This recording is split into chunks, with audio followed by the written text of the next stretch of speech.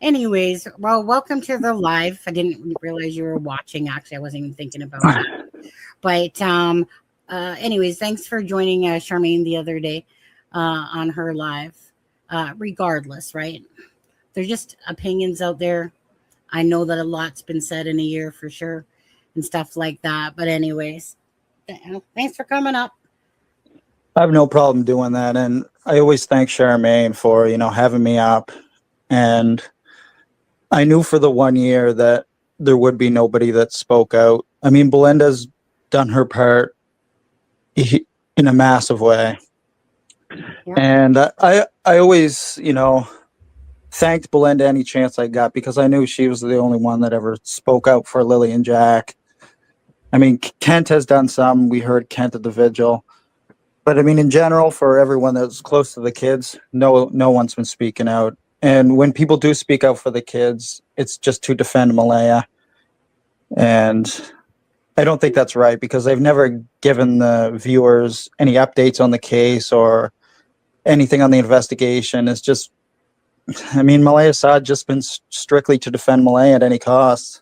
So I want to ask you actually, on the day of the vigil, I was so disgusted that literally, besides Belinda, a couple of constable, and then that one, not the mayor guy, but whatever he is, and this little girl, nobody else came up to the mic to speak. That was truly a moment that was really sad to see. I do agree with you on that. Everyone had their chance. Everybody knew a year was coming, right?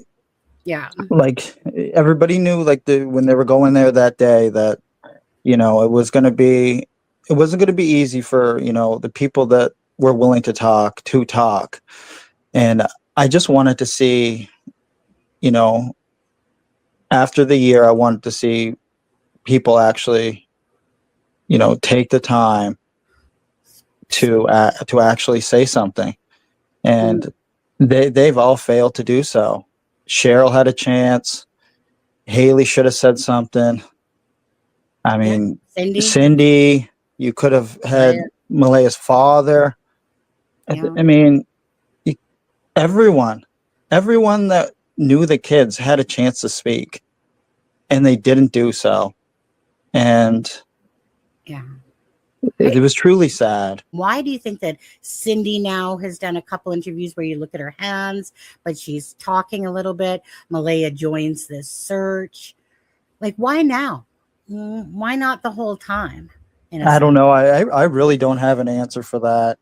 And it's, taken, 9, 10, 11, 12 months to even, do anything.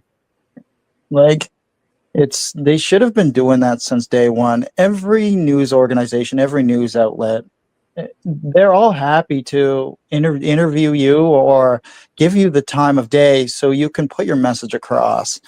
And I just don't understand why.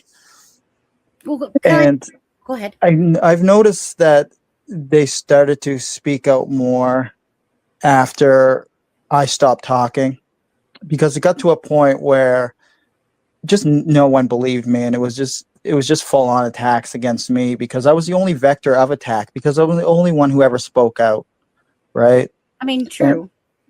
And that's just how it went. As soon as I stopped talking, everybody started to do something, but it was never anything meaningful or large. Everyone could have did CBC national interviews where they had a long form interview, and I don't know what to tell you, Sonny, at this point. It's just, well, it's sad. But do you kind of see that from our point of view about how little bits of information and inconsistencies, and yet all you want to do is just be able to talk with the person properly so that things don't get misconstrued? Yeah, I understand that, Sonny, but my perspective's so much different, and I've never been thrust into a situation that's like this, right? And I don't have role models that I can learn from, or I don't have anyone that I can talk with. So this whole situation and the perspective I have is very unique compared to most people. And just the case in general it's very unique. And like didn't know how to conduct myself in a way where it was congruent with how helping the public. And I have the stuff from CPS and, dealing with lawyers and therapists and psychiatrists and counseling and so many unique things coming at once and trying to work. And then I was on stress leave. And then it was a very, unique situation that I had no control over. Because most people are used to their day-to-day lives where they have control over their lives, right? And to be thrust into the position where I lost all control over my life. I mean, death threats started rolling in. I couldn't live a normal life, and I still can't live a normal life. And people just don't know what that's like. And it plays a tremendous role on your mental health and your well-being in general. Just the amount of stress that I had to endure, and going on my phone and just having thousands of messages where it's just, you're a child killer, you're a serial killer, you're this and you're that, and having that every day. But I always left my messages open because, there was supporters that, knew what kind of felt like what I was going through, had a different perspective than the mass public did.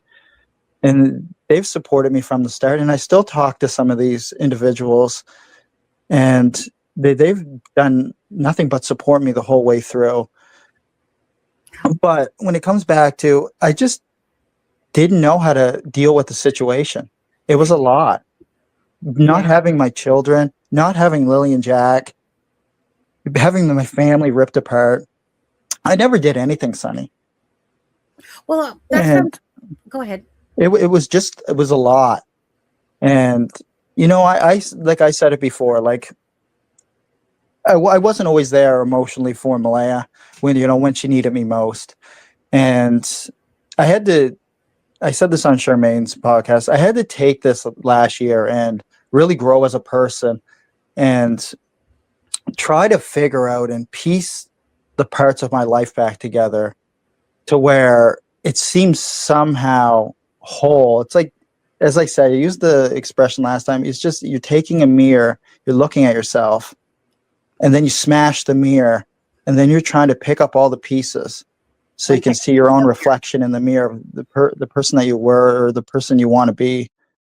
But there's still cracks there, and it will never be the same. I'll never be the same. Malaya will never be the same. Cindy, my mother. And it's a very crazy situation, and we live it every day. So I didn't know how to conduct myself. That's basically what I'm trying to say. And I feel more comfortable at this point, and that's why I can come on. And I said before, I would never ever come on your lives ever again, and I would never talk to you. And I do think you remember me saying that. But I feel now that I don't feel any certain way when it comes to the public, because I don't fear judgment in any way. I'm desensitized to it, and I don't care what people think about me. I care what people think about Jack and Lily. Do they have big hearts, and they doing everything they can? Because when I get these hate messages, it's like, I know that they're directed at me, but I know they have a big heart. And that's why I don't say nasty things back. Because I know if they're coming at me, that means they have a big heart and they care about Jack and Lily. And that's the most important thing. It doesn't doesn't bother me that they hate me. I care because they care about Jack and Lily. And that was always the main thing. And those Facebook groups are just horrendous. Yeah, they're terrible.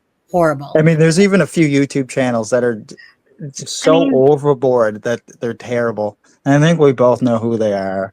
But you said you would talk about Anita. Yeah.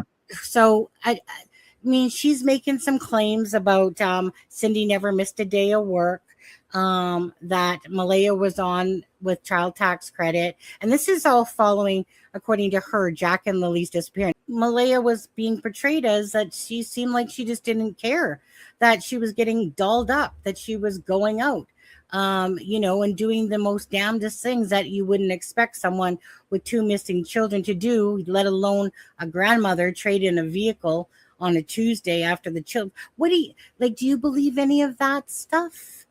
I know this stuff. I'll touch on the child tax credit stuff. I never had my taxes done for two years prior, right? So what was it? What would it be? 2023 and 2024.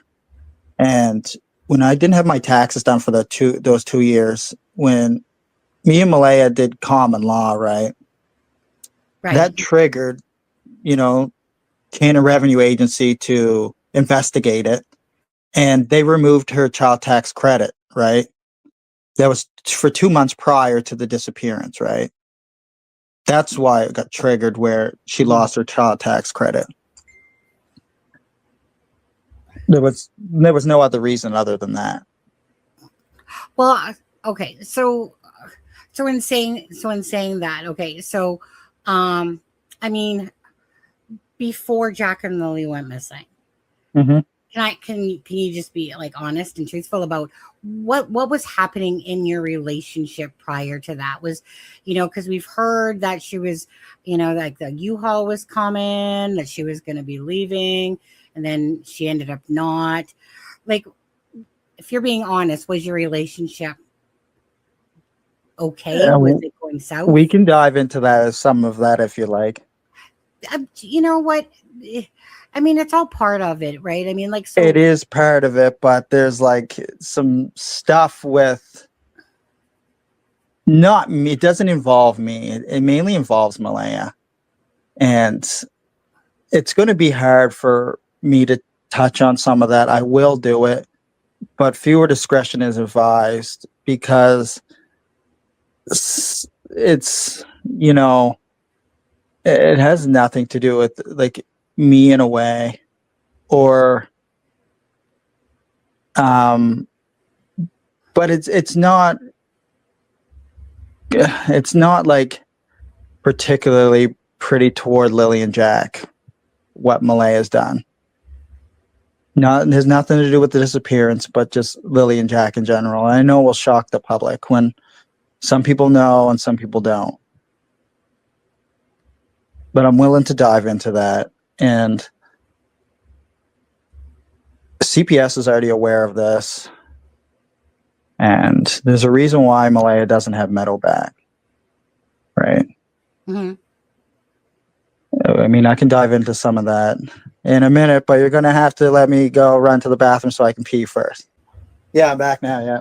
Because I heard Anita also make a comment that Malaya, like, it's kind of like someone that has like a up and down personality, that she said she could be like really dark, like, yeah, extremely out of nowhere, so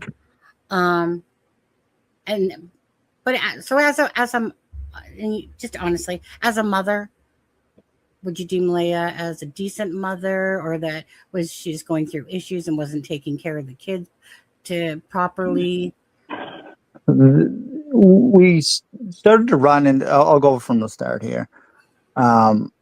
First of all, I'm not here to bash Malaya. I'm not here to make Malaya seem like a bad person. These are strictly the facts. I was going to say just facts.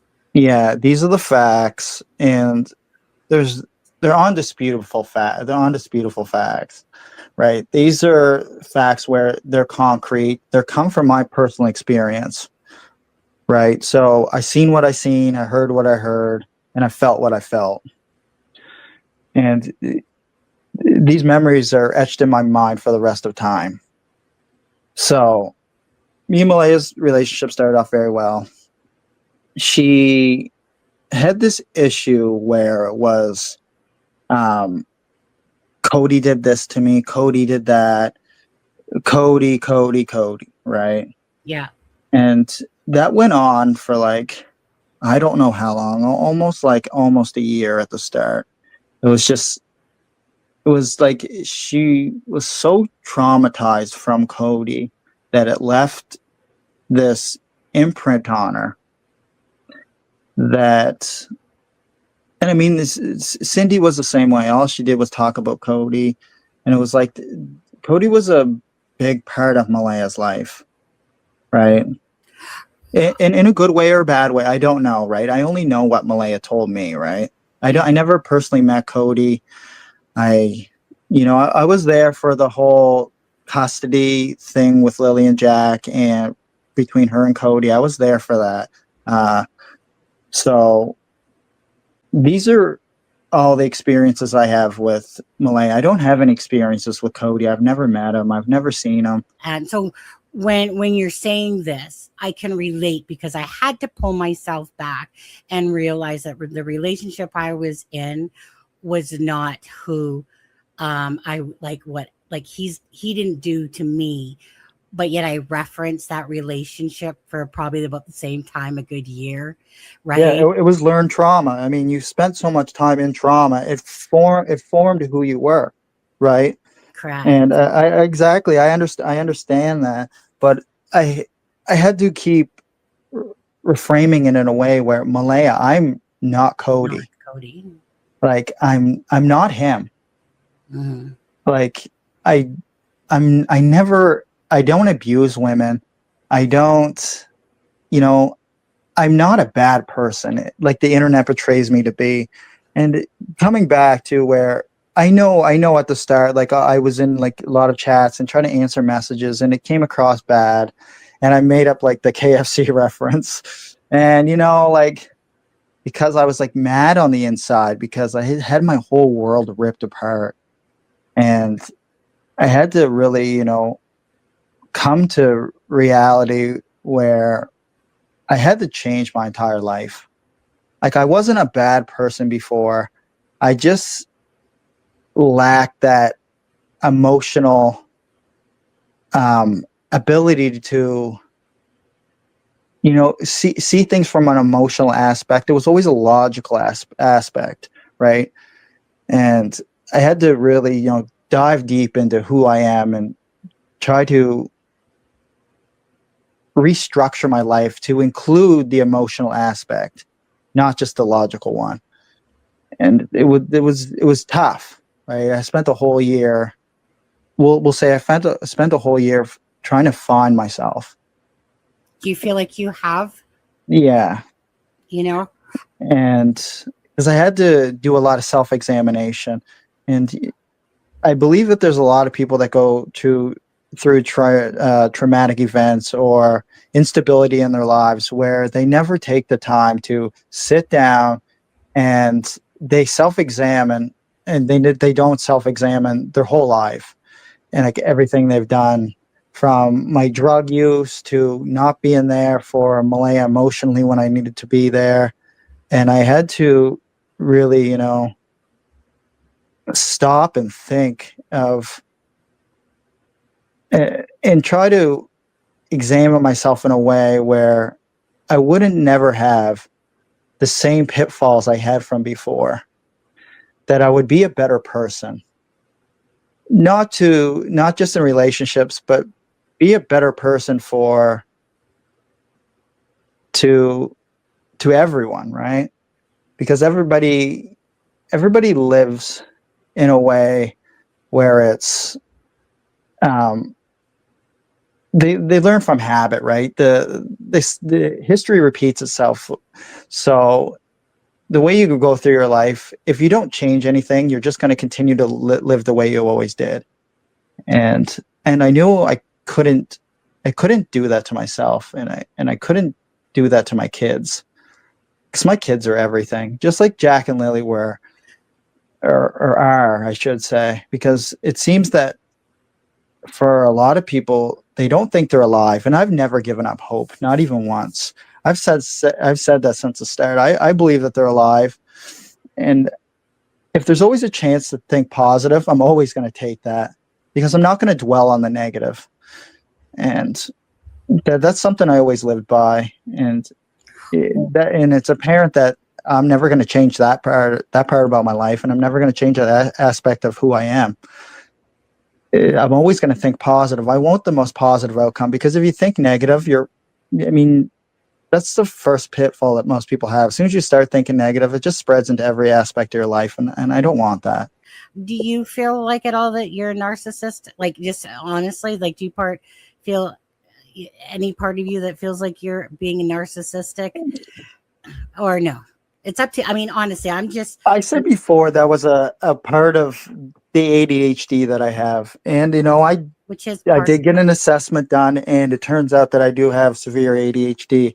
And that will always come out as an aspect of narcissistic traits, right? Narcissistic traits come with ADHD in some aspects or some capacity. They do, yeah. And now I do have medication for that. And that improved my life immensely, because that's why I turned to substance abuse in the first place. My substance abuse disorder has been in remission for over a year now.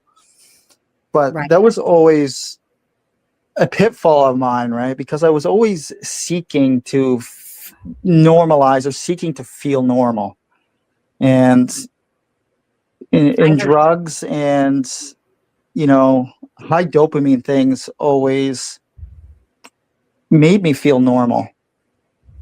But when it comes to narcissism, I don't believe I'm a narcissist. There's probably a million people out there that think I am, but it comes from a place of not being in tune of like who I am, and many emotional aspects that I had to work on. I don't believe I'm a narcissist, because I wouldn't be speaking out for Lily and Jack. I would be selfish and not have this outward, trying to speak outward. Because if I had still displayed narcissistic traits, I wouldn't speak out. I would keep to myself, and it would be selfish. But I know I get attacked I'm going to get attacked for just coming on here and speaking with you. Oh, yeah. And people are going to rip this all apart. But I'm doing it not for myself. I'm doing this for Lily and Jack. I would never do this for myself. I've never spoken out for myself. I don't like being in front of a camera.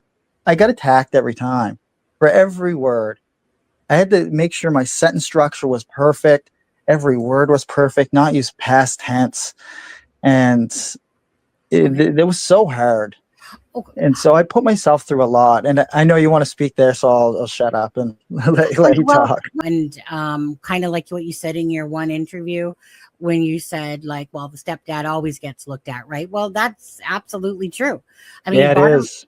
It is 100%. Sorry for cutting you off. No, that's okay. Another part of ADHD is bad. But I was fully investigated, and I still ask them, every investigators. I never use names. I just say investigators. I always ask investigators, like, shoot me as many questions as you can. Like, I'll come in, I want to sit down with the lead investigators, and I want to sit down with your guys' team, and we can sit there and you guys shoot off as many questions as you can to me, and I'll try to help in any way I can. I still ask for more polygraphs all the time. It probably gets annoying for them that I keep asking for a polygraph. Here, take my phone. Like, even down to the very first time, like, when they said to me, "Hey, Daniel, we want access to your phone. Can you sign a consent form?" And I said, took my phone and just threw it right across the table. I said, "Here, we don't even need a consent form. Just take it." And they said, "No, Daniel, here's your phone back. We'll have to get you to sign a consent form." Like, I always asked for stuff first. Like, I was always open. I'm always cooperative. I do everything I can. And people are always say, "Oh, just take Daniel in and put him in a room and just question him." I want them to do that, because then it gives the best chance of finding the kids. If I have any small detail that may, help in any way, I'm always willing to do that. And I used to lay in bed every night, and I would just lay there for like an hour or 2 hours, just in the dark, just running over that whole morning in my head, over and over and over, looking for any small detail I can pull out or anything that I can remember. And investigators told me, Daniel, don't do that to yourself. Don't do that to yourself. It will drive you insane. Like your mental health matters. And Well, is this comment true that I'm just saying? I heard someone say it the other day. Daniel, was Cindy at the trailer at 5:48 a.m. on May 2nd? Was Cindy there early in the morning? I know you've only ever talked about that you felt like she got there fast after, like way too fast, even though the time, via the phone showed that she didn't arrive till like afternoon. But we can touch on that. The 8:48. Like, I have no idea. I was sleeping at that point. I didn't even know the kids were being kept home from school that day. I had no idea. And because I lay in bed with Meadow every single morning. Malaya would get up, get the kids off to school. I would lay in bed with Meadow and sleep. On days that I didn't work, I would lay in bed with Meadow because she was just over a year old, right? She was almost a year and a half. And I would lay in bed with Meadow every morning when Malaya would get the kids up for school. I didn't know they were being kept home that day. She marked them absence at 6:17 and 6:18 a.m. But I have no idea if Cindy was there at 5:48 or whatever that comment says. I didn't even know they were marked absent until, I looked at my email and I seen the email. But Thursday night, Malaya called Cindy. Did you know about that phone call? Thursday night, or was it the one that was in the afternoon? Thursday night. No, I didn't know about any calls on Thursday night. I know the one in the afternoon. Yeah, because the one in the afternoon, I never really talked about that, but that's when we stopped in at Acropole, and we got food, right? Yeah. And when I was getting out of the car, because we made the call, we ordered the food, and when it was ready, I walk in and pick it up and pay for it. So, but she called the exact time that I was getting out of the car to walk inside to get the food. And that's the call in the afternoon that, Cindy and Malaya had. I wasn't around for that call. That's when I walked inside to get the food. But I didn't know she made a call that night. I didn't even know she made a call at 8:28 on Friday morning. I didn't know that until I seen the documents. So just because a lot of people keep saying, for instance, and I kind of feel like it jumps around as well, is the Thursday. It's kind of like, a Google Map shows you get home at like about 3:11 or 3:12 or something. Around 3:50. It was just right before 4:00. Well, Google Map shows it as 3:12. The ones that Malaya had sent from her. Okay. Now, and then just to go, now you had said on an interview, like the guy with the dog, right? With a constable or whatever, sergeant guy, whatever, with the dog, that you said that, well, Daniel, like, basically, we just don't believe you. Like, that was Luke. That guy, you're missing. I can say that guy was a little bit strange. Because on like the second day the dogs were out, I walked outside. There was investigators there and the dog handlers. This is going to be embarrassing for Luke. But yeah, I walked outside. I didn't have a shirt on. And then I was like, all right. They said to investigators, like, I'm going to go put a shirt on. He's like, all right. Yeah, he's just like, you don't want people taking pictures of you from the road. And so I ran inside and got my shirt on. And that Luke guy's just, oh, don't worry about it. You look good. And I was just like, that guy said some real strange things. It wasn't just the comments that he made about Thursday night. He was just a strange dude in general.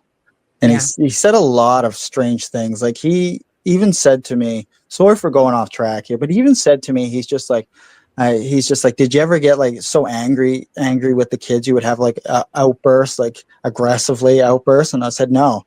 He's just like, with my 16-year-old son, he's just like, if he doesn't put the dishes away, he's just like, I yell and scream at him, and he's like, I get so mad at him and I tear him down and I call him the worst. And I was just like saying it to myself in my head. I was just like, this RCMP officer has worked for, RCMP for 26 years. That's what he told me. 26 years. And I was like, he's literally making up a story, or it could be true, about him emotionally abusing his child right in front of me. Right. And it was very odd, just the way he conducted himself, you So, know. I mean, obviously he was trying to, um, kind of associate whether it was a made up story or not. He's trying to Mhm. dig for information, like, or, with you, obviously, about if Yeah, you're he tried to get me to falsely admit to murdering the kids. And I told investigators that, and they said, Daniel, like, I'm so sorry you had to go through that, because that was never audio recorded. That was never body cammed. That was just him having a private conversation with me where he tried to get me to confess a false confession to murdering the kids. And that was one of the most unprofessional things I've ever seen law enforcement ever do to me. But interrogations should always be professional, and they should be on camera or audio recorded. They should never be done the way it was done.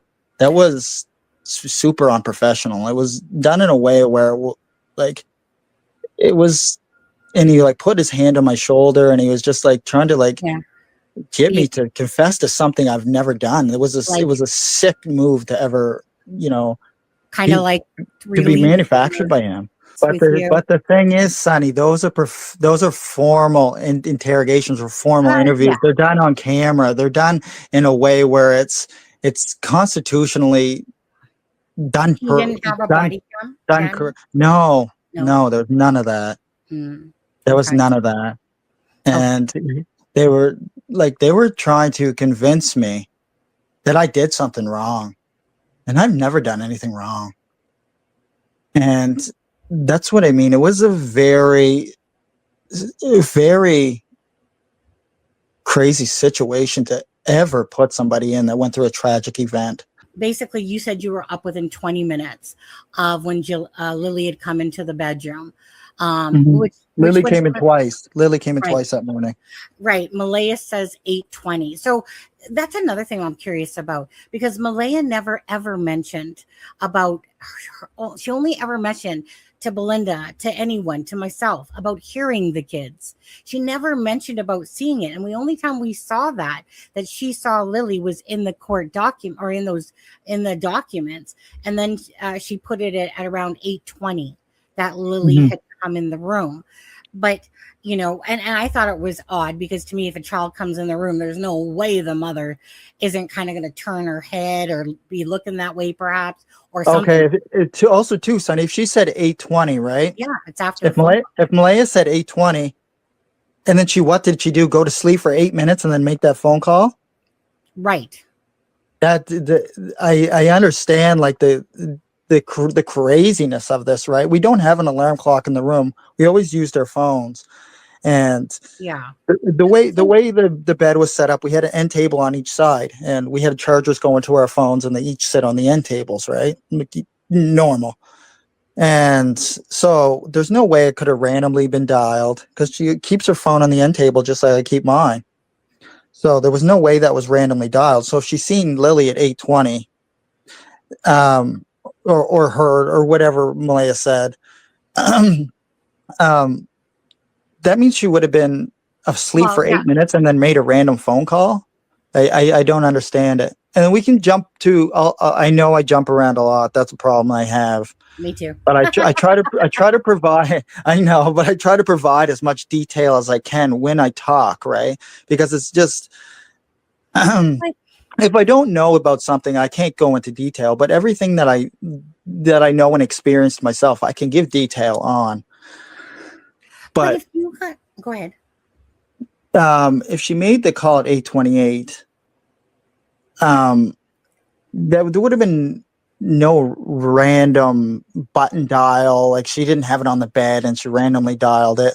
She was up multiple times that morning, because she would have been up at the 6:17, 6:18. She marked the kids absent. Yes. She was up at the 8:28. You just said that she was up at the 8:20. Like, I don't like dive into the stuff that Malaya's seen or experienced that morning, because I just don't know, right? But, right? You talked to Malaya. I haven't talked to Malaya since May 3rd. So my thing with Malaya was that you keep claiming how much you miss the children and you want them back and all this stuff. So I had messaged her with a kind of like a list of some things, like some questions, because I had to get going to work. So, anyways, and then she basically, answered the questions, but then she kind of said, like, I think you have enough information, type of thing. And I'm just like, wait a second. You're saying that you want to find out what happened to your children, That sounds like more like a Cheryl move, that she's just gonna, oh, here's enough, I'm gonna cut you off. Oh, like, there's millions of questions you could ask. I mean, it's just, well, there is. And I think she just tried to, I see, that's another thing. I don't know if it was Cheryl that was overseeing it, because Cheryl oversees everything for Malaya. yeah, I've heard that. And also too, Cheryl was never Malaya's best friend. Correct. Before this. It was like she took that role to, I don't know, protect Malaya or oversee Malaya in some kind of way. And I find it odd because she was always friends with Cheryl's sister, Shelby. Right, I heard. Right. And it was like, I met Cheryl before. Like, I don't have anything bad to say really about Cheryl. I mean, she can say whatever she wants about me. I don't care. But the only thing that she has to say about me is what she heard from Malaya. That's what all of these people that have come out and that know Malaya, it's just Malaya tells them these crazy things about me and they just run with it. Like Anita has never met me before. She doesn't know me. Mm-hmm. But yet she just goes on about all these random things that are just crazy. Like Malaya's a prostitute. Daniel pimped out Malaya. Daniel drugged Malaya. Like what? These are all just massive clickbait shit because, I think like Anita's main thing is she seeks validation. There was some aspect of her life where she never received the validation that she thinks she deserves. That may be a narcissistic trait she has because it's always about me with her. I've noticed I have a $15,000 wedding ring. I have a Mercedes. All this other stuff is always about her. And I think she just likes that people are acknowledging her as a person. Maybe she lacked that aspect of validation growing up or her childhood or adulthood or male validation or just social validation in general. Daniel, do you take responsibility for Jack and Lily missing? This is going to be a narcissistic thing that I'm going to say. No, because I spend every morning that I don't work laying in bed with Meadow sleeping because Meadow needed to get as much sleep as possible because she was only a year and a half old. I spend every morning that I don't work in bed with Meadow sleeping.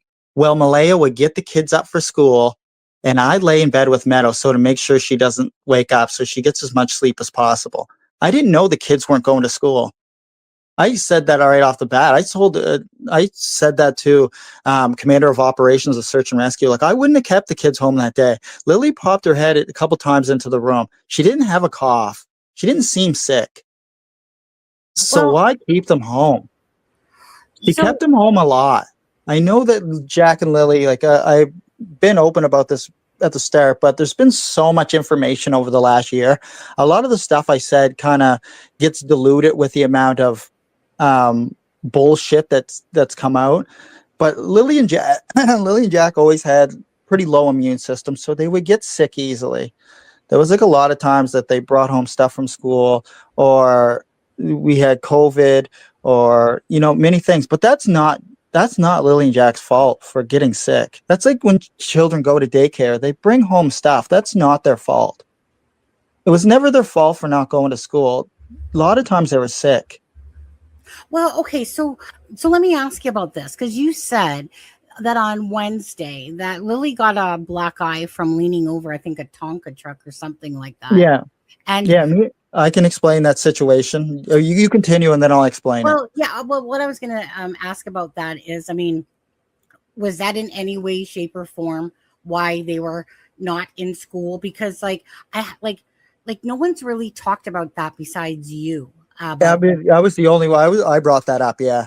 And I can go into depth on that. When we were over at Patty's house, and like the big yellow Tonka trucks, there was like a big yellow dump truck. And if you push down on the back of the dump truck, the truck flips up, and they're the metal ones, right? It flipped up. I mean, Patty was sitting right in her leather chair, like she always sits in the living room. Me and her were sitting there. I think this might have been when Malaya was at the DMV or wherever she happened to go. Right. She was So Lily pushed down on it, and the Tonka truck swung up and hit her in the face, and she was crying and stuff. And usually when kids get hurt, you comfort them and stuff, right? Because that was like a pretty crazy thing for a kid the truck to always swing up. And I mean, my kids have had this before too, where you push down on the big Tonka trucks and they swing up and hit you in the face. I mean, that even happened to me as a kid. But yeah, like I don't know for 100% if she had the black eye, but it definitely hit her in the face. And usually black eyes don't form right away, right? They usually take like a few days, and then they'll start to turn purple, and then they'll make their way to like a yellowish color, and then as bruising progresses, right? Yeah, exactly. I mean, they always, because what bruising is the blood is trapped between your layers of skin, and the body needs to dissolve that blood that's trapped. And that's why it changes color over time, and eventually the body has a way of dissipating the blood that's trapped between the skin. But so did that have anything to do with the fact that they didn't go to school because of CPS before? No, Malaya said they were sick. As I said, I wouldn't have kept them home from school. I mean, it's not the Friday, but the Thursday. No. You said no. Thursday. But then you said they were sick. They were sick on Thursday, but I wouldn't have kept them home on Friday. Both, or just the one? It was Lily. It was just Lily. It was just Lily. Right? Yeah, that's how I took it. That it was just Lily. But usually when they stayed home, they both stayed home together, like most of the time. Yeah, and it's not like I, wouldn't agree with that as a parent. Usually, it's like, if I don't send one, I'll just keep the other home as well and stuff. Well, the restrictions on kids going to school when they're sick are a lot different after COVID, right? Yeah. And they want you to keep your kids home if they're sick. If they have a fever, keep them home for a longer amount of time. Don't just send them right back to school. Now, only because you did talk about this, but we never talked about it. Okay, so you said something, just to ask you, because I was asking you about the relation. First of all, how did you and Malaya meet? Can I ask you? We met on Facebook dating. Oh, right. Okay, that was it. Sorry, I was going to say. Okay, and then you guys had basically been together a couple of weeks, and then you guys were all living at Patty's? Yeah, I was living at my friends in Westfall, and she asked me, she said, like, instead of you traveling from Westfall to Truro every day to come see me, I'm going to ask Patty if you can just move in here. And I said, like, yeah, me and Malaya really liked each other. At the start of every relationship, right? It's perfect until it's not. That's how all relationships work. But yeah, she asked me, do you want to move in instead of traveling over here? Like, you're traveling like 45 minutes almost every day to come over and see me, right? And like sometimes I would go over there, and after work, and I would stay the night. Then I would have to get up at like 4:30 or 5 in the morning and drive all the way to work. And so she said, yeah, you can, like, Patty's like, yeah, go ahead. I like Daniel. He can move in.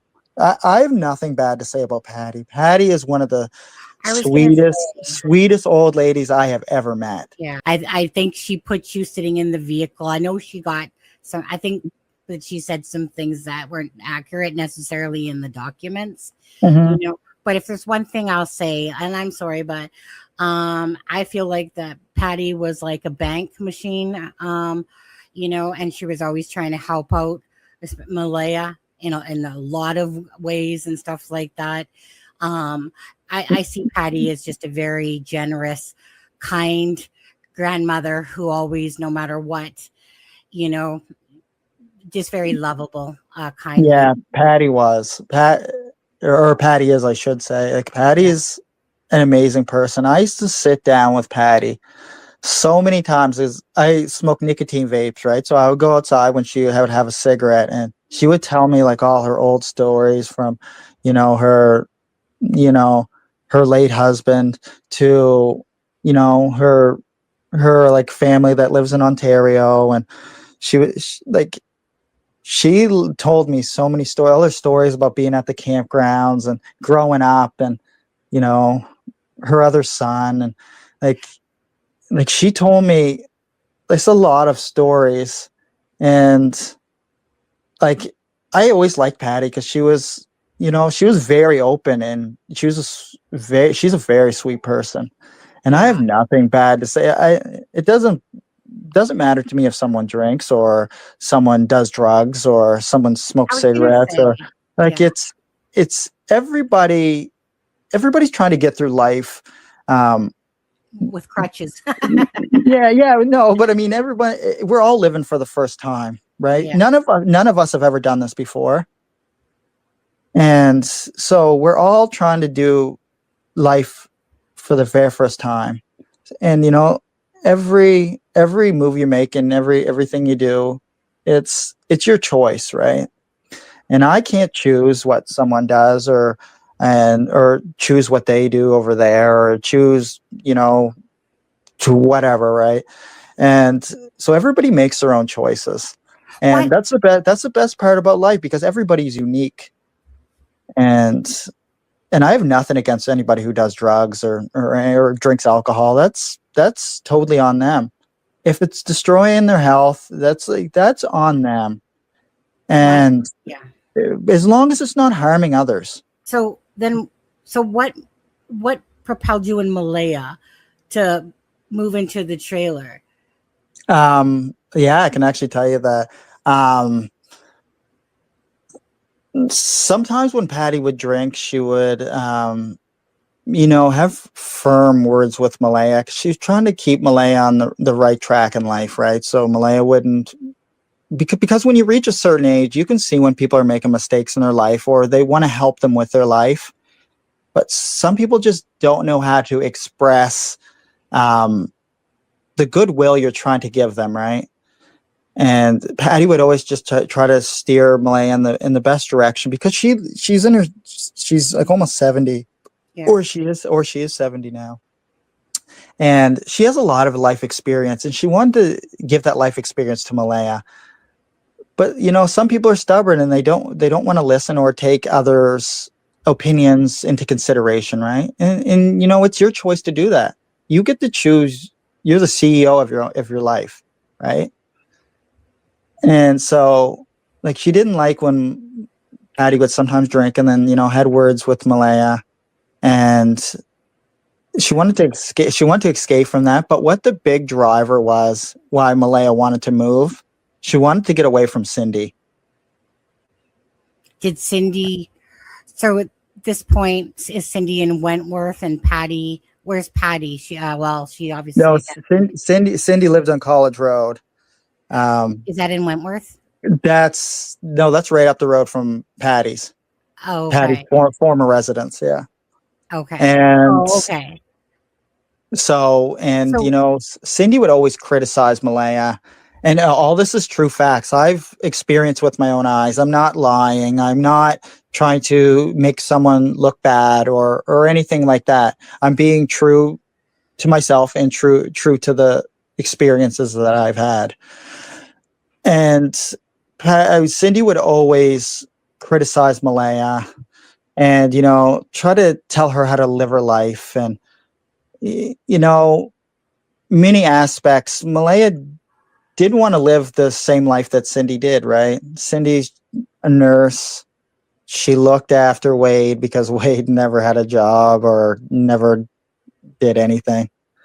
And I don't think they're not together anymore. Actually, I think I have no idea. I only know what the internet tells me. Oh, okay. And I think it was Anita that said that. I think so. So, yeah. like, Anita may have like some truth into what she says about Malaya and Cindy and Wade and that side, right? Because she knows them. She's met them. She's Mhm. interacted with them. She's has the same, experiences with them that, they have shared experiences, right? Because they talk and they spent time with each other. Anita doesn't know me or mom. She has no right to speak Right. on anything to do with me and mom. So okay, so you feel like Malaya now, because Patty, for the most part, didn't she kind of raise both Hayden and Malaya? Yeah, she did. Okay. When I was there with Malaya, um, Hayden was also there as well sometimes, and but Hayden would sometimes jump back and forth to spending time with Cindy's, and then spending time with at Patty's, right? But Hayden would come and go, like, being a teenager, right? That's what teenagers do. They don't want to spend time with their mom or their grandmother. They want to do their own thing. They have friends, and you know, so he like kind of jumped around. You said on Thursday night, well, going into the May 2nd, that you Yep. went in, turned on the light or whatever, checked on Jack and Lily, and that they Hmm. were both under the covers. Now, what I want to ask you is this: when you said under the covers, are you literally meaning they were fully under the covers, No, or I do understand where the public and the true crime community takes that as that you couldn't see them. well, What, right, what I mean by under the covers is their blankets were up to their neck, right? And the reason why I said that as well is it did happen. I did flick on the light. It was after 12. They were both sleeping, and the blankets were up to their necks, but I didn't see what they were wearing. right, And right, that's why I asked investigators. I said, "Can I see the CCTV um, camera, footage so I yeah, can see if the clothes are here at the house? Because all Jack and Lily's belongings were here at the house, and that would be the best they couldn't teller give you a of still of shot. the description of what they would have on. But investigators are not allowed to do that with me because they said, Daniel, that's the Oh, footage is considered evidence, and you're a right, witness. You're yeah, you're a witness to the case, so we can't give a witness evidence, right? Because I'm never considered criminally involved or a suspect, technically a suspect, technically, because yeah, it's a missing persons case. It's not a right, criminal investigation. It's never made that pivoting point. no, I It mean, will make that pivoting point when there is evidence of a criminal action where they're going to lay charges. correct, yeah, yeah. So it's a lot of the public isn't aware of the way investigations are conducted or how law enforcement policies and guidelines have to be strictly followed. I mean I've been through this, so I had to learn very quickly on everything from how interrogations work and like the formal interviews and what they can do, like law enforcement can do, the limitations that they have, and evidence collecting. I've got to learn all on that, and I've worked hand in hand with them trying to do everything I can to find as much evidence as humanly possible to find Lily and Jack, and I've Yeah. cooperated fully with that Well, and now in every aspect. I know I'm not an investigator, but I'm curious. Like, I like puzzles in a sense. When I say puzzles, it's not because I'm sitting there going, "Oh joy, two kids are missing, and I get to solve a puzzle." But Yeah, they're very intriguing because the truth lies because somewhere. it has an emotional aspect that you can familiarize yourself with, right? Because you have kids. You're We'll you're have you're in that you're yeah, in that world where you're trying to um, do something positive for families or the children. people are going to talk about it, speculate, say whatever that they want, right? Because your guys' lives, no matter what, are in a whole different atmosphere, hemisphere than But it's not just my life that's changed or Malaya's. They've a lot of people's. But go ahead. I love they've the chatter. changed. They've changed so many of my friends' lives as well. They've drug them into this or dragged them into this, which they should have never been, dragged into an investigation or case like this. Like, take Jordan, for example. Jordan has nothing to do with anything. And it was just Darren that, it's just being in the proximity of, um, Darren, because Jordan's his son, and he's my friend. Jordan got dragged into this. My friend Chance got dragged into this. All Chance ever tried to do was help find Lily and Jack. People don't understand that. People attack Chance for no reason. He did more than all Malaya's family put together. Chance walked through the woods with me. Adam came through the woods with me. They tried to help. That's why I went there and I recruited them to try to help find Lily and Jack. They have big hearts. They've met Lily and Jack. Adam many more times. They know Malaya. They know Lily and Jack on a personal level because they've been in front of them. And to accuse these people, I mean, not you, Sonny, but I mean, some of these channels that attack them, that's disgusting. So I'm gonna run and pee again because I drank a whole bunch of coffee. I drank a whole bunch of coffee. So but I'll be right back to answer some more questions. You're actually peeing more than me, and I got diabetes. Yeah, I drank a lot of coffee. I'll be back in a minute. You back? You're back, aren't you? Yeah, I'm back. Okay, good pee. Legit, good pee. Yeah. And mom yelled to me. Well, and she said Bradley's in the chat saying something. Yeah, I don't look at the chat. I want to touch on Bradley for a minute. Yeah, because actually he just asked me if I was going to bring him up, and I was like, yeah, and then I'll go back to what I was going to say. So I'll say this: I never had a problem with Bradley. I don't know him. I never talked to him before. I have nothing against Bradley. I know he doesn't like my family and everything, but I never had a problem with Bradley. He as I said, people can do whatever they want, right? If he wants to do whatever he wants to do, that's fine with me. I'll do whatever I want to do. Sonny, you can do whatever you want to do. Exactly. It's not, as long as you're not hurting others, that's completely respectable, right? I never had a problem with Bradley. So I never openly bashed Bradley and said, "Oh, Bradley's a terrible person." Bradley, we all make mistakes in our lives, right? Like I've done drugs before. I'm ashamed of that.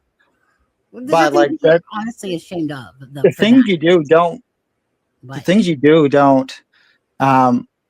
You can learn from the mistakes you made, and you become a better person. Like that's what I've done over the last year is grow as a person.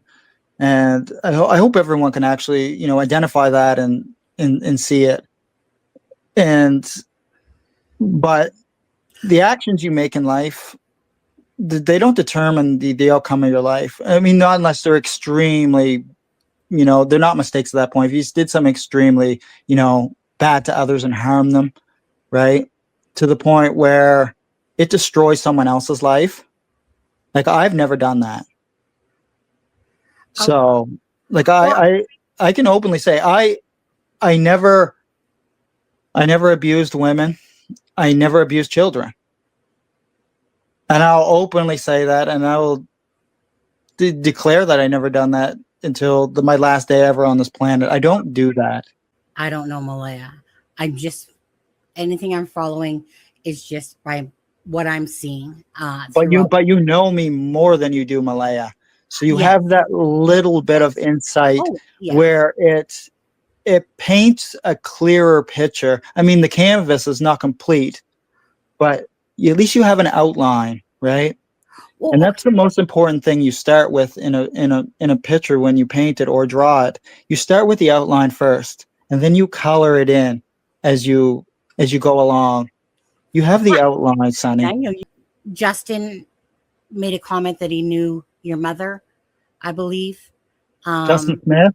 Yeah, Justin, yeah. Yeah. I met Justin Smith before two separate times. First time I ever met him is when he lived at the address right there at the end of McLeod Road.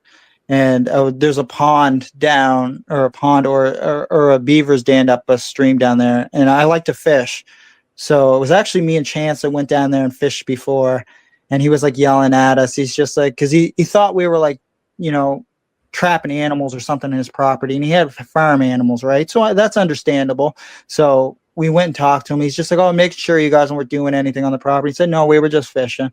That was my first time I ever talked to Justin Smith, right? Okay. And then the second time I ever talked to Justin Smith was Mom wanted to get some type of wire from him, like some type of electrical wire, like heavy duty electrical wire. Okay. And she asked Justin Smith, can you get like a electrical wire or something like that? And he came to the yard one day and pulled in the yard, and he said, like, yeah, like, I know I was supposed to get your mom some wire, and I can do that for her soon. And I said, like, all right. Like, I don't know if he knew who I was at that point, but yeah, I said, like, that's okay. He's like, and then he just drove away. So he was at the house there one time and I talked to him, but I only ever talked to Justin Smith twice. Okay.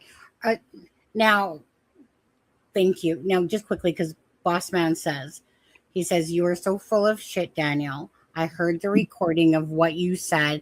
And by the way, I'm not pro anyone. You three are responsible, and sit here and say you take no responsibility. It's pathetic. Now, obviously, those are very strong words, towards you. Do you have any reply to that at all? He could say whatever he likes. I mean, everyone has the right to say whatever they want. That's completely like valid, right? He can say whatever he likes, just like you can say whatever you like. Yeah. I can say whatever I like. It all boils down to free speech, right? Everyone has the right to an opinion. Yeah, well, so kind of going back to this, if you don't mind, I'm going to take that off. I don't know what recording he speaks of. Like I have no idea, and I don't know either. Actually, someone could send that to me, like, because if there was recordings of that, I imagine that would be all over the internet and people would be attacking me for it. I don't know. Actually, when I read that, I'm not sure, Brad. I'm not sure of what actually recording you're talking about either. But okay, but going back to that, so Justin talks about him hearing a vehicle, at about 1:30. Brad says that he heard a vehicle basically between 12 and 5 going back a few times. First of all, what was the vehicle? Kia? A black Kia Rio with 5-speed. First of all, did you have? I'm going to say this openly. I never owned a Kia, ever. I never owned a black Kia Rio, ever. I don't know how to drive a 5-speed. I've only ever had automatic vehicles. Okay. And I can run through the list of vehicles that I've had in my name that have the registration and the titles sitting right here. I can run through all the vehicles I've ever owned. Just because what I was told was that it was like your aunties, that what's the ones that live down the road near your dad. Yeah. I don't but I don't remember them owning a black Kia Rio. Okay. Like that's what I do. I don't know, right? And I've never owned one. I've never drove a black Kia Rio, so none of that applies to me. There was no vehicles that came into the yard or left the yard on Thursday coming into Friday. Because Justin, I had talked to him, Justin Smith, a little bit there, and all he wanted was, justice for Jack and Lily. And by the way, I mean, he didn't. He said nice things about your mom, by the way. But his thing was, is that that camera out front was not working. He said because the owners of the POA, I think it is called POA, they would have showed him a picture or told him about it. But I also know that the cameras weren't working at that very corner house across from the railroad tracks. Right. And I think that's kind of what makes this case really difficult, is because I feel like because you live in a rural area, that the digital data and Ring doorbell cameras, they just don't exist the same. Right. But the thing is, Sonny, when you take a look at the RCMP statement, right, they said they have over 8,000 video digital images and videos, 8,000. So they could go from either direction. They even have the highway cameras, right? Yeah, yeah, absolutely. But the ones that are in the vicinity of where your Yes. home is, those ones weren't working. Any of them. The only one I think that was working was Brad's, but his wasn't even facing your way. You know what I mean? It would have been facing. And yes, there was other ones. There was another one a couple doors down, I believe, from the one across the railroad tracks. And yes, there was something I think up, like further up Garlic Road there. But just meaning like, you know, I think that where this case lies is one of those things is that there's just nothing because of the circumstances. We know something happened. There's a lot of stuff too that people don't think about. When you think about from this this point of view, we can call it, major crimes has the ability to triangulate when you triangulate cell phone signals, right? They have to ping off towers, right? And they can triangulate all the cell phones that've been in the area, right? Yeah. And they have the ability to do that. You know, well, they can also too. Major crimes could also see that my phone was never moved. It was connected to Wi-Fi for that whole time, and we only drove Malaya's car, right? So and every car that has GPS installed into it, I think it's after like 2007 or 2008, right? Every vehicle contains a black box. That's what I refer to it as. So they can tell when a vehicle moves at what certain times, or they can see like how fast a vehicle goes, or how many times it's put in drive or reverse. Every vehicle has a black box after a certain date, and it's stored in the CPU unit or the ECU in a vehicle. It's called the ECU. Yeah. The electronic computer, you know, the module or ECM. So they can tell like when Malaya's vehicle moved and where did it go. And we only drove Malaya's vehicle because we got it on April 1st, right? You had a vehicle at your dad's house, though, right? That wasn't say, running. That's correct? No, I never. I don't. My dad owns those vehicles. I don't own them. Oh, okay. I sometimes drove my father's vehicles. Yeah. Okay. But not after me and Malaya got the white Nissan Pathfinder. We exclusively only drove that vehicle. Who's Patty's son? Oh, Patty's son. Yeah. Do you know who? Oh, thank you. Do you know who married Patty's son? Patty's son. I don't even know who Patty's son is. See, this is the thing. If I say their names, then they get dragged into the conversation by other channels that are just pro money. Oh, by the way, did you block me on Messenger? I went to go send you the link. I have so many people blocked. I might because I have a lot of YouTube creators blocked. I mean, the only one I don't have blocked is probably Shenanigans, and I probably should block her. Wait a second. Why don't just ask you, because I mean I don't honestly follow Shenanigans, and I never really have. I've been on a couple of her lives. Everyone, everyone's saying that she's like just pro Malaya, yeah, and whatever, right? No, I have an issue with that because but why do you not have I just never did that. Probably should, because she never tried to message me ever, right?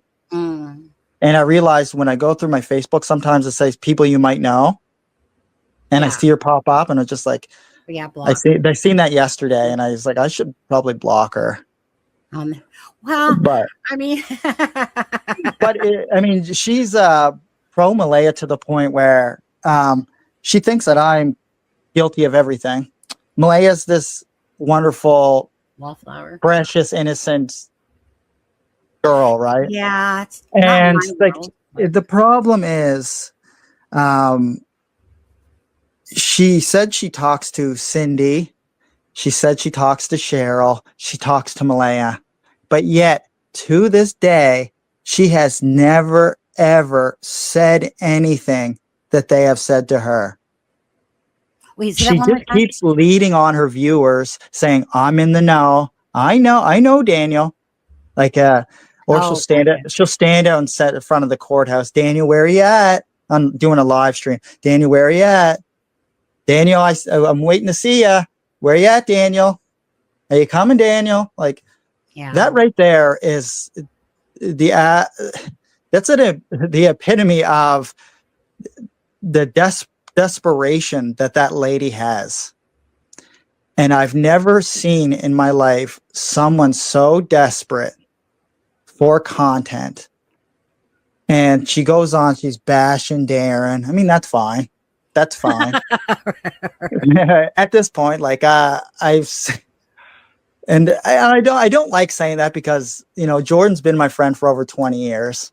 And I don't like saying that about Darren, but that's just how it is. Darren has caused so many issues and he's misled the public. Well, he didn't definitely do you any favors, I'll tell No, you but that. I mean, it's not just that. He's openly broke the heart of this community where he said, "I know who was driving the car. Well, that's what I mean. I think Jack and Lily are alive, and I think I know where they are." Like, I'm 1,000% ironclad. Like Right. that will always be. I almost think someone should make up a T-shirt that says 1,000% ironclad. I know. Just for the aspect of. I mean, that's a funny joke to Well, make. But the overall situation that that's we're just it. dealing with isn't funny, right? Right. But Yeah. Yeah. it's not a situation where it's a humor situation, but there's these little glimpses of humor that are inside. But the overall situation is dire and not a situation to laugh or you make jokes at. But when it comes to the case, it's of course it's always, you know, like just because sometimes we can let loose a little bit in chat or in the live. I wasn't born. We're all human, Sonny, and there's these little things that are funny, right? And you can't deny yourself that little smile in a time where it's such a tragic situation. Well, that's just the bottom line of it. About did Malaya do drugs as well? Because she said Anita had said that Yeah. Or if you don't want to say. No, I don't know. I will talk about anything as long as it's not anything that can be detrimental to Child Protective Services or the other stuff that I have going on, which I'm not going to talk about. Right. But I think everybody knows what it is, right? You know, absolutely. So, did she do meth? Did she do drugs? Because Malaya, as far as I know, when she was with me, she has never touched hard drugs. I have never convinced her to do any drugs. Okay. Like I'm not like that, but she did. She had a shatter pen, which is, I think some of the viewers may not know what that is. What it is just concentrated THC in a vape, right? Okay. Yeah. And she smoked that. She did want to do it when she was breastfeeding Meadow, and I told her no. Right. I said no, like that's a terrible thing to do. So she waited until she was done breastfeeding Meadow. Right. I shouldn't even use our daughter's name. So I'm going to refer to her as just our daughter. Yeah. I shouldn't even said her name. And that's what pisses me off about Anita is she just keeps talking about our daughter, me and Malaya's daughter, and that really bugs me because she has nothing to do with anything. She should never be a topic of conversation. But I only know what Anita's said on that other channel we're not going to mention. But you know, for Malaya to have our daughter around her, that was a very poor decision because we see what she's like. She's accusing Malaya of being a prostitute, of me pimping out Malaya, of me drugging Malaya. This is all completely false claims. And you know, the public is just eating that up because they're looking for drama. A lot of and you know this, a lot of people in the true crime community, I've had to learn this the most difficult way possible over the last year, is a lot of them seek entertainment and drama because it's just thrilling for them. They see this as a reality TV, like real life reality TV show. And this is a tragic event that happened. You can't ever take anything away from that, but people see it as entertainment, and everyone has the right to their opinion, but there's a fine line between an opinion and just making a completely false claim. Well, I mean, she obviously doesn't lack any filter on her mouth for sure. She just kind of says things that doesn't seem to like, no, because she has, I mean, said things that are obviously what would be deemed as really slander. That's why I call her Anita Attention. You know, is because she just seeks attention any way possible. And I see that coming up on the screen where it says, how many peace bonds do you have against you? Belinda's asking. I have 0. On there. Okay, thank you. I have 0.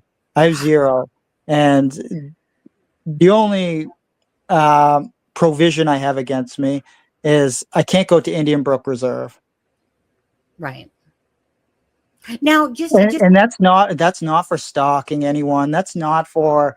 It's just a provision that's in place, which I can't dive into the information on that because of the matters at hand. But I just wanted to say that out. Yeah, investigators also told me early on. Do not go to Indian Brook Reserve. If you go onto that reserve, Daniel, you probably won't make it off. I kind of spoke for you on that about what Anita had said, the reason about why Malaya couldn't be, say, alone with Meadow. I think we already know this by now. Malaya is a flight risk. With our daughter. I mean, that's yeah, I think we already kind of established that. I think the public kind of knows that by now. And also as well, there's a lot of stuff I can't speak on because it's covered under the Child Care Act of Canada. So I was going to say we'll drop that right then and there for that stuff anyway. Yeah. If you don't believe that any of you three had any knowledge of what happened to Jack and Lily on the property, in a sense, because you kind of always keep making these comments that almost like stick up for Malaya, like when you're saying the reason why I made I can dive into some of that. Sorry to cut you off. I'm really bad for that. That's fine. I'm gonna but I apologize for that. No, but a lot of stuff with Malaya just never added up, right? We already know at this time that her leaving me was premeditated, right? Due to the fact her clothes weren't here, right? And I don't know where her clothes were. The best speculation I have is she left them at Patty's house. So that in itself left room for the perspective that I gained is, Malaya must have had something to do with this. And the only reason that I protected Malaya at the start was she was in possession of our daughter. And I didn't want her mental health to decline because she had our daughter in her possession at that time. And if Malaya's mental health was to decline, that would be it would directly impact our daughter's development and her emotional state and her mental state. And I didn't want that. So, but I never protected Malaya and said that she never had anything to do with it at the start. I firmly believe that she did. But after time goes on and we get to learn more and more, and I learn more behind the scenes, and I know that Malaya had, polygraphs and they were the same as mine. Were her second questions the same? Because you said that your questions were not the same as Haley's. Yeah, what I see, I don't know if investigators will like me talking about this. I know because they can't fill me in on some things, but what I took from the conversations, I'm sorry, investigators, but what I took for the conversations and what I gained is from my own personal experiences, my own personal experience, right? I can't speak for Malaya. I can't speak for anyone else. I can't speak for investigators. I can only speak on what I see and what I heard and how I felt, right? I said at the start.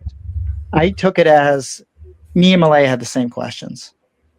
Investigators know that I didn't plant the blanket up the road because I entered Lansdowne only that morning, very briefly, with Malaya's vehicle.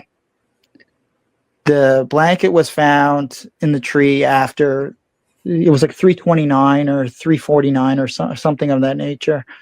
And I wasn't on Lansdowne Road at that time, so therefore I don't have anything to do with the blanket. And so that's a hard one for me, Daniel. That one's, that's a hard one for me, that whole blanket. That blanket. Yeah, it's still very mysterious that it's the only evidence that we have, or I shouldn't say that we have, or investigators have for the case. And it's very hard to wrap your mind around that 2 children go missing, and the only evidence that's concrete is that is Lily's piece of a blanket hanging in the tree almost 1 kilometer away. And for Malaya's family to find that is an aspect that causes the mind to run wild with theories and speculation and conspiracies. But after the polygraphs are administered, it's such a, because I don't know the results of everyone's polygraph. I only know my own. Yeah. Did they ask you about the blanket at all? I was never asked in my polygraphs about the blanket. Okay. I was only ever told that it was planted. And I think, and I brought that to the public, and no one believed me. No one believed me when I talk. And that's completely fine. I believed it was planted. Absolutely. Yeah, of course. And that's what I said. That's what I say too. Like, I didn't need investigators to tell me that. The blanket didn't randomly grow wings and fly up there and land in a tree. And then when you look in the documents, it says that, Hayden said it was like 2.5 or 3 feet off of the ground. Right. That blanket was hanging clearly above my head. It was 6 feet. Yeah, I'm 5'10". So it was at eye level. So it's around 6 feet in the air, draped over a branch. The kids couldn't put that there. What are they going to do? Stand there and throw it up in a tree? Well, according to DT, that was possible.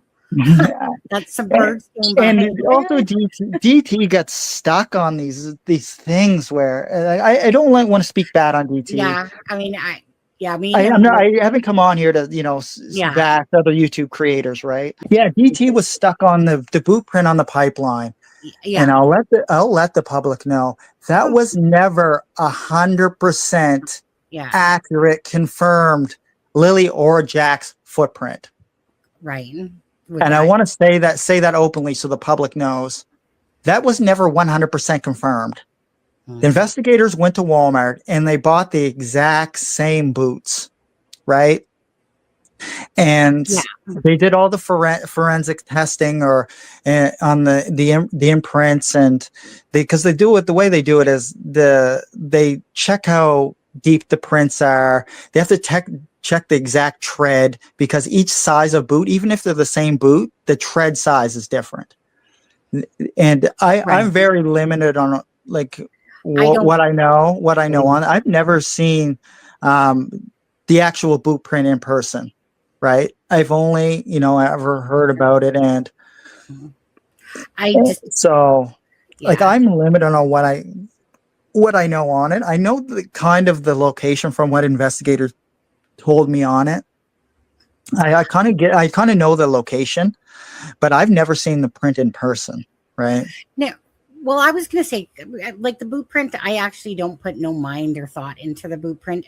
The blanket, different story. Now, I was told that forensics came back and that you were spoken to because of the fact that they believe that you planted the blanket and that you were called in. True or not true? I did do a formal interview on the blanket because they needed to know everything on the blanket, right? From the origin, where it was bought, everything, the lifespan of the blanket, we'll call it, right? They brought me in for a formal interview on that because they brought Malay in as well, obviously not at the same time, but they brought us both in. We did formal interviews on the blanket, right? So they know like the like the lifespan of the blanket or the blanket's timeline, we'll call it, right? Mm-hmm. And because they knew I didn't plant it. I wasn't on the road on May 2nd when it was found. I didn't find the blanket. I have nothing to do with the blanket, right? I mean, So and then when we can talk about, they know my DNA is on the blanket, obviously, and right, and so they wanted to get the DNA from me, which I obviously gave, right, and we did up the paper like I already explained in detail, but I can do it again. They took the applicator, they stabbed my finger, right. and squeezed my finger for like 20 minutes so I could get 4 drops of blood out. Put it on the I don't know what you want to call it, the mesh pad or the paper, and it was sealed for evidence. And we went over the paper, the consent paper. I had to give a blood sample due to that is the most accurate representation of DNA that you can extract, right? If they didn't want to do a swab in my mouth because it wouldn't be a full panel of DNA. They could get the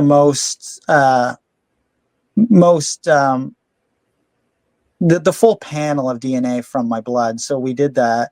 And then we did the consent form up, and I watched them sign on that consent form. I said this before, I'll say it again. When we did up the consent form on the blanket, they signed and check marked the box for no criminal involvement on the blanket. I signed the waiver or consent form for my DNA. And the reason why they took the DNA was analysis on the blanket. And they checked no criminal involvement for anything to do with the blanket or the extraction of the DNA for the blanket.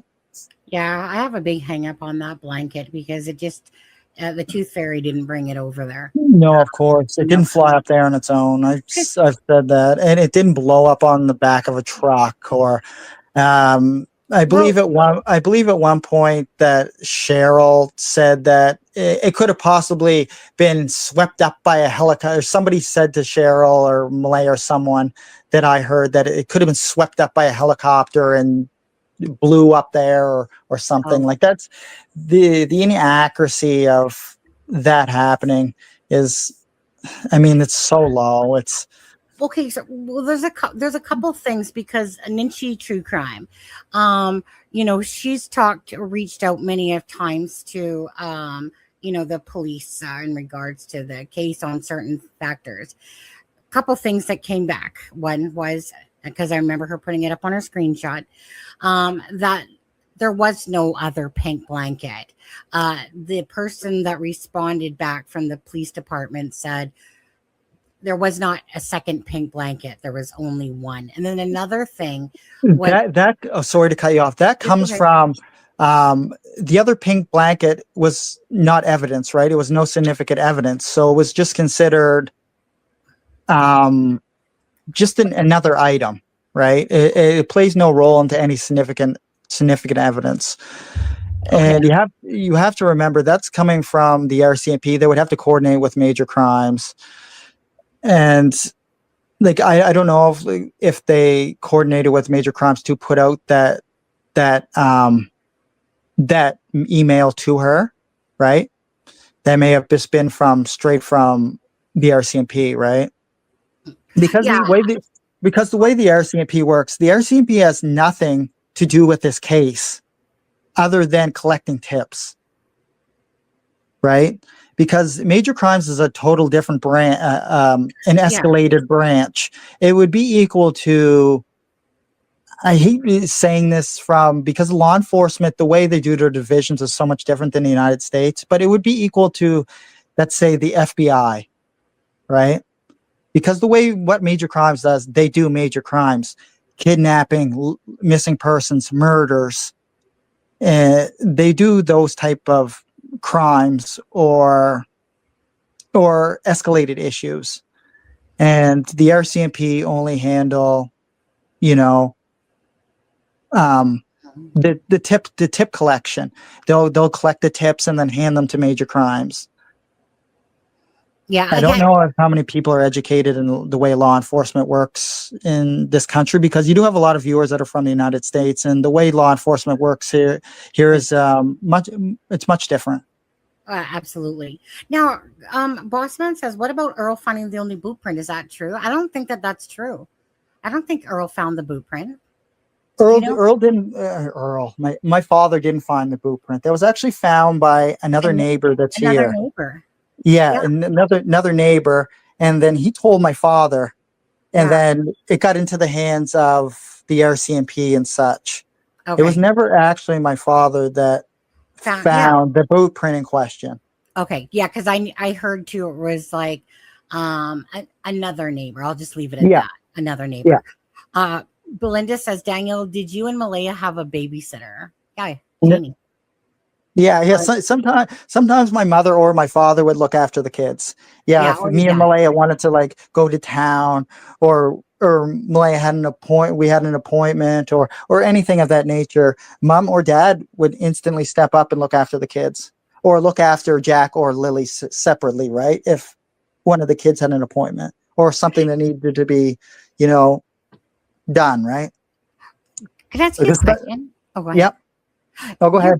Your brother, Justin, Hmm. obviously he has not been vocal at all in regards Hmm. to this case. Um, and is it just because he just doesn't want to be My freaking brother like, has a family, right? And he yeah, doesn't want well, to be dragged into it and have his family, um, basically, I'll use this word, extorted by YouTube creators or media. right. And because my brother's always lived a very quiet life, he doesn't, Are your personalities different? yeah, me and Justin are very Like different. very opposite, right? Yeah, yeah. My Mm, brother's very straight edge, never did drugs. yeah, Um, we're both very family oriented in that aspect. We love our children. Um, but just different. Yeah, just different. yeah, we're just two different people. The way my brother doesn't suffer from like the ADHD like I have. Right. Um, so we're two different people. We both. I'm Yeah, that's okay. very outgoing and He's an not afraid. introvert, He is in a way, but he but can just be sociable. he focuses on his family. Right, which is a good quality to have. Yeah, of course, Absolutely. and Um, and it just comes from the fact that I've been to his place many times, and it would be coming on tonight, and the drones would start showing up, and I have to say, like, man, I gotta go, because this is putting extra strain on you and your family and your and right. privacy concerns for no reason. I have to like leave, right? Because drones would start showing up, because drones follow me everywhere I go. When it comes to nighttime, Yeah. say if I was to, um, you know, go for a drive. Say if I went out tonight, maybe even if I went for a walk, drones follow me everywhere I go. I have zero privacy when it Now, comes to the as soon as the cover of dark comes, drones constantly watch me. how many drones? Like, like, I'm sure it's tapered off. So, but No, no, no, no. really. Um, Like, how many drones are we talking about here that you feel like are there's been some times where I've seen 40 to 50 drones, and sometimes I'd even be at, you know, Jordan's house or Darren's former residence, 40 to and 50? amount of drones there would be absolutely unreal. It was like, I referred to it as last summer. It was Christmas in July, because you look up at the sky and there's just so many different colors. It Hmm. was like Christmas lights strung across the sky. And you're saying that and so was that 40 to 50 at its max? And is it Yeah, but it's okay? also hard to count them.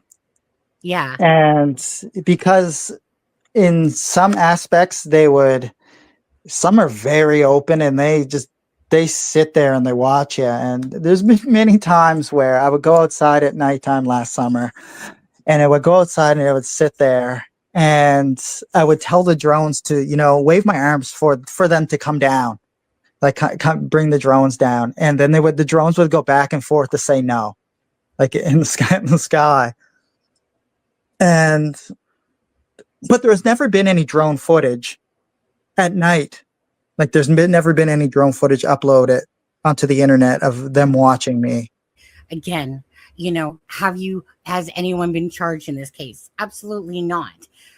But it's the inconsistencies of it that have driven me crazy, right? Well, the inconsistencies from me come from me not communicating myself properly. And I've worked over the last year on that. And also the inconsistencies of me speaking so much, right? Yeah. After you put so many words out in the world, the way it may come across on a certain day or a certain time may be different than another day, right? And as time goes on, the experiences I have with the case, it will become more detailed, right? As I remember more and I go through the processes of trying to remember everything. And doing so, and I want to talk about some of the interviews as well. I've done at least 50 on-camera interviews. So I remember when your mom had brought that up about, being afraid to basically almost be outside, right? Because the thing is that, like a lot of cases, you get a lot of looky-loos that are just kind of passing by, trying to look at the property. Well, you get some YouTube creators that say they drove by the house 11 times. Right. So same with Brad's house too, as well, right? People want to know who's this neighbor, but so I can understand why it does put some fright, because again, I don't live in those shoes, right? It's not like that's happened in my life. Well, I go out in the yard sometimes and there'll be cars at the end of the driveway just sitting there watching.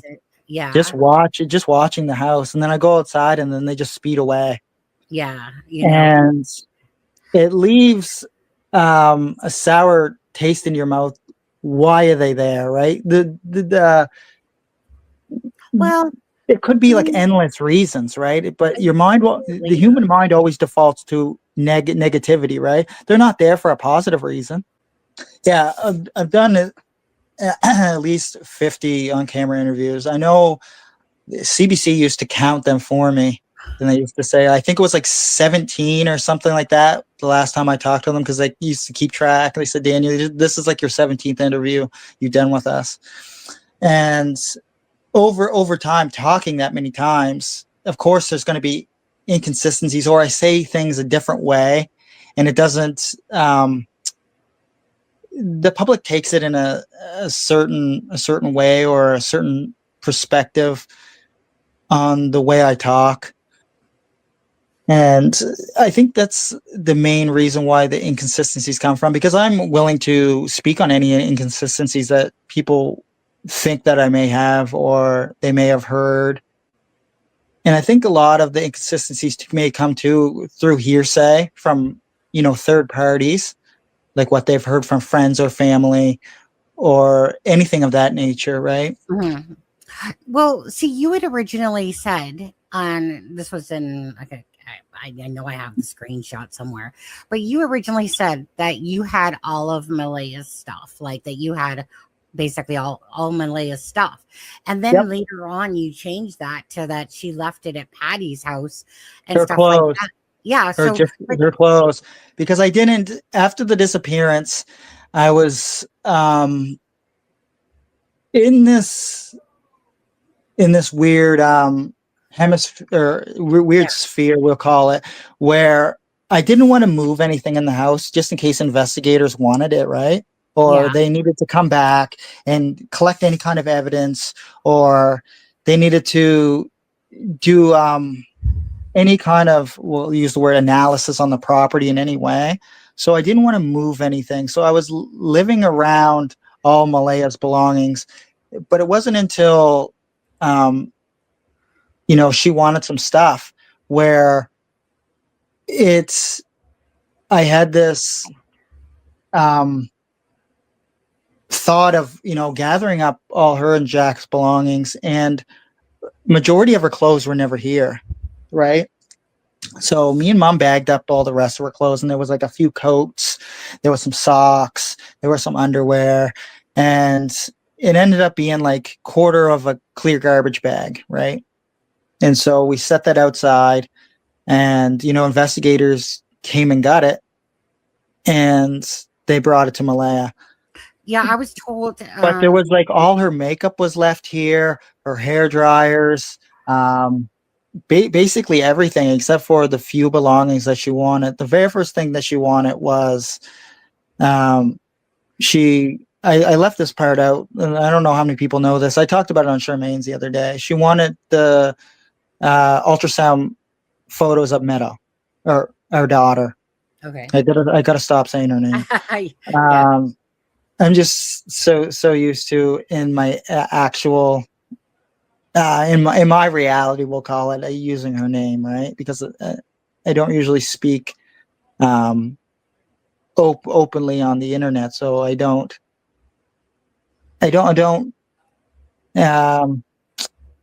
like to use her name very often. So, because I don't think she should have brought into this, or her name have any involvement with the missing persons case in any way. She was collateral damage in all of this, we'll say it. Yeah, I mean, it is a very sad situation. It is, because she went from being like an average kid to being thrust into the spotlight in no regards of her own, right? She didn't ask for any of this, and no. It's a very tough thing to wrap your mind around, that she was brought into this for absolutely no reason, just being our child. She's thrust into the spotlight, and that will change her life forever. What people are saying is like, why aren't you guys taking accountability for that? So whether or not it was, say, Malaya that got up and you stayed in bed with Meadow, the bottom line is unless because you're seeing this in a different light, but the bottom line. That's what I mean. Everybody has a different perspective. Sure, I take accountability, but every morning, from my point of view, every morning I lay in bed with Meadow and sleep. But why wasn't that door locked? Like the sliding door. It doesn't have a lock on it, because Lily and Jack never went outside on their own. They never ran away when they knew I was around. They listened to me. They never tried to run away. It was only with Malaya they didn't listen to, right? Well, which you've said, before about that too, and then you also said that it takes two of them to basically close that door. Well, when they put all their body weight into it, it's a fairly heavy door. When they put their body weight into it, they can close it all the way. But they never usually close it all the way. Like we'd always have to say, like, Lily, you have to close the door when you go behind you, or Jack, you have to close the door when you go behind you when you go outside into the backyard. And most of the times they never close the door. I mean, as Mom said before, like sometimes I'm even at fault because I don't slide it all the way closed. Well, you were asked this question on Charmaine's about this, but you kind of, I feel like, double talked on this particular part. So the rational thing to do is, if two children are missing, that you would run over to your moms and say, like, Mom, are the kids in here? Mm-hmm. That was never said. And then when Charmaine and you talked about it the other day, and then you said you made a comment about, well, when my mom was outside, type of thing, like the dog would have jumped on her, but you made the comment as if to say, well, your mom was outside, but yet your mom said she didn't come out for 10 minutes and she heard you yelling. So can you clear that up for me? Because that was a contradictory to me of your mom. That was a lot right there, jumping around. Give me a step by step what you want to know, and I'll tell you. Okay, so basically, according to you and Malaya, you basically Mhm. both came outside, and that basically Malaya wasn't doing anything, and you Yeah, talked Malay. about. Well, I can go over when we first came outside. Like we went around the fence and we stood in front of Mom's RV, and that's when Malaya asked me, "Should I call 911?" Right? Like I don't have a helicopter. We don't hear the kids in the yard. I can. I'm going to search, obviously. So I ran out when she was on the dispatch call, called out 911 at 10:01. Mm. Um, I ran up. I ran up to the cabins in the woods because that's where we would take the kids up, or me and Mom would take the kids up to the cabins usually, or my biological children. They built some camps up there, and with my assistance. And so I ran up there because I thought, that would be the first place they went Well, to, right? Was the cabins that's what because I'm that's asking. Why yeah. wouldn't you go over to your mom's and see moms, Jack and Lily in the trailer? Like Because that. I would be able to hear them, right? Because if they were in the trailer, I'd be able to hear them. It's not like it's completely soundproof, right? Okay, so go on, go ahead. Yeah. So I ran up to the cabins and then I came down behind Mom's. When I was coming down, I was screaming for Lily and Jack. And that's what triggered Mom to, wake up because she heard me screaming. And when I came back down, I went straight into the house. And see, at that point I haven't talked to Mom yet. I ran straight into the house to go find the keys, right? And jump in the vehicle and start searching. You need a sip of water, I can tell, or something, or more coffee. I can hear it in your voice. Yeah, yeah, my mouth's really dry. I know. Go pee or go get a drink of water. I'll run and grab a drink. I'll be back in 1 second. I And can then hear I'll it. continue the story. Yeah, my mouth's really dry. Okay. I'm back now. Okay, thank you. So Yeah, I definitely needed a drink, so. yeah. Oh, I could hear it in your voice. Because I know when I'm thirsty, that's exactly what mine sounds like. Okay, when I was coming back down the hill behind Mom's RV, that's when I was screaming for Lily and Jack at the top of my lungs. And I think Mom thought that the kids might have been out in the yard and I was yelling at them to come back inside because she was sleeping, as she said she was napping.